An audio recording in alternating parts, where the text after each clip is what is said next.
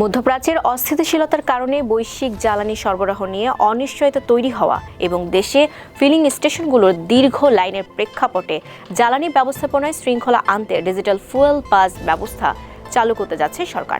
অতিরিক্ত জ্বালানি কেনা ঠেকানো এবং সরবরাহ ব্যবস্থার উপর চাপ কমাতে সরকার এপ্রিল থেকেই কিউআর কোড ভিত্তিক ডিজিটাল ফুয়েল পাস ব্যবস্থা চালু করার প্রস্তুতি নিচ্ছে। জ্বালানি বিভাগ বলছে, মোবাইল অ্যাপ ভিত্তিক এই ব্যবস্থার মাধ্যমে প্রাথমিকভাবে মোটরসাইকেলে জ্বালানি বিতরণ করা হবে। নিবন্ধিত যানবাহন নির্দিষ্ট সময়ের মধ্যে নির্দিষ্ট পরিমাণ জ্বালানি কিনতে পারবে।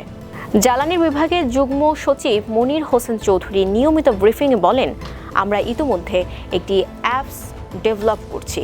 আশা করছি এক সপ্তাহের মধ্যে 2-1টি জায়গায় টেস্ট হিসেবে এটি চালু করতে পারবো।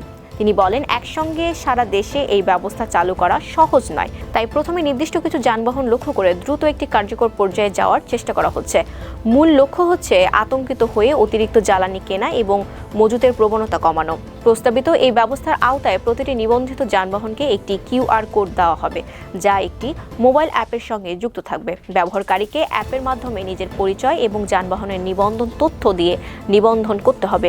এরপর ওই যানবাহনের জন্য একটি কিউআর কোড তৈরি হবে। ফিলিং স্টেশন জ্বালানি নেওয়ার সময় পাম্প কর্মী মোবাইল ফোন দিয়ে সেই কোড স্ক্যান করবে, ফলে স্বয়ংক্রিয়ভাবে ওই যানবাহনের জ্বালানি নেওয়া তথ্য সিস্টেমে যুক্ত হয়ে যাবে। কর্মকর্তারা বলছেন, এই ব্যবস্থার মাধ্যমে নির্দিষ্ট সময়ের মধ্যে কতটুকু জ্বালানি কেনা যাবে সেটিও নিয়ন্ত্রণ করা যাবে।